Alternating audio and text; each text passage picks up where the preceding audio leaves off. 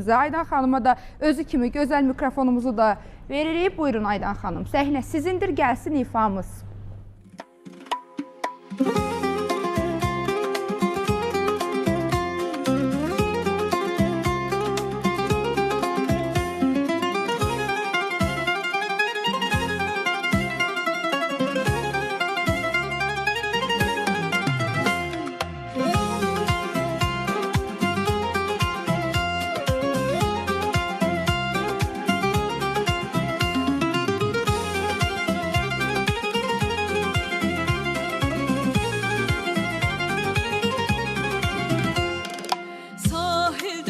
Söyüdlər tellərini hörübdür, dəniz mahnı oxuyur, yar yarını görübdür.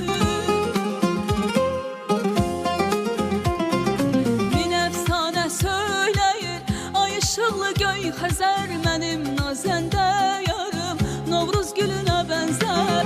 Qızların birincisi, qəlbimin saf incisi, xoş xəyallı ey sevdalı yar.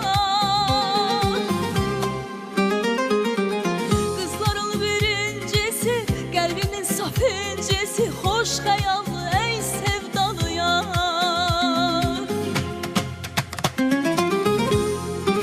Mirvarim ey yarım, baharım sən mənimsən, gülüm ayım, gülşənim sən, dənizdə qağayı, al yelkənim sən yar, dənizdə qağayı, yelkenim sen, denizde gagayı, al yelkenim sen yar, denizde gagayı, al yelkenim sen.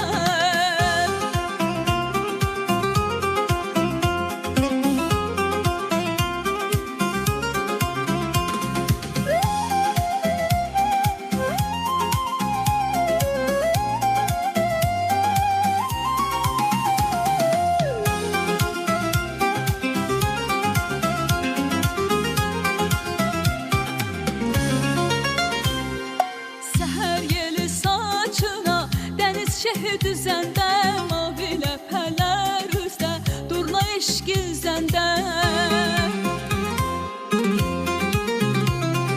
Mən sükutla dayanıb, onda səni görmüşəm, bahar çiçəklərinlə başına tac örmüşəm.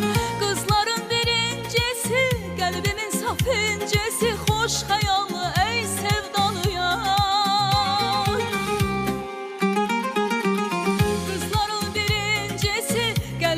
Saf incisi, xoş xəyallı ey sevdalı yar.